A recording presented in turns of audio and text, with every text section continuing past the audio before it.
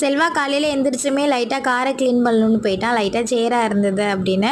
டியூட்டிக்கு ரொம்ப டைம் ஆயிடுச்சு, 1/2 ஹவருக்குள்ளே சமைக்க முடிஞ்சால் சமைப்பாப்பா அப்படின்னு சொல்லியிருந்தான். நானும் நேற்று வச்ச மீன் குழம்பு லைட்டாக ஹீட் பண்ணிட்டு சாதம் மட்டும் வச்சாச்சு.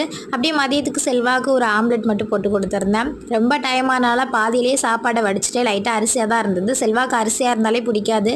பட் சுட சுட பாக்ஸில் கட்டியிருக்கேன். மதியம் எப்படி வெந்துடும் அப்படின்னு சொல்லி கட்டி கொடுத்துருக்கேன். மதியம் எப்படி இருக்குன்னு தெரியல. செல்வாவும் லைட்டாக ஃப்ரெஷ் ஆகிட்டு கொஞ்சமாக சாப்பிட்டுட்டு அப்படியே வண்டி கிளம்பிட்டாங்க. பாப்பா வண்டிக்கு அனுப்பி வச்சுட்டு வெயில் வரதுக்குள்ளே ட்ரெஸ் எல்லாம் துவைச்சிடலாம் அப்படின்னு ட்ரெஸ் எல்லாம் ஊற வச்சாச்சு. காலையில் குழம்ப ஹீட் பண்ணும்போதே பயங்கரமாக பசிச்சிருச்சு. காலையில் 7 மணிக்கே சாப்பிட்டுட்டு கொஞ்சம் நேரம் ஃபோன் பார்க்கலாம் அப்படின்னு ரொம்ப நேரமே பார்த்தாச்சு. 7 மணிக்கு ஊற வச்ச துணியை 10 மணிக்கு தான் துவைச்சி காய போட்டேன். காலையிலேருந்து பார்த்ததெல்லாம் ஒரு வேலைன்னு இன்றைக்கி ஃபுல்லாக ரெஸ்ட் எடுக்கிறது தான் எனக்கு வேலையாகவே இருக்கும். திவ்ய தர்ஷினி அவங்க சிஸ்டருக்கு ஹாய் சொல்ல சொன்னாங்க. ஹாய் வைஷ்ணவி. பாதி வேறு நேம் நான் இன்னும் சொல்லவே இல்லை. ரொம்பவே சாரி. ஏன்னா ஒரு நிமிஷம் தான் வீடியோ போட முடியும். அதில் எல்லார் நேமே சொல்ல முடியாது. கோச்சுக்காதீங்க.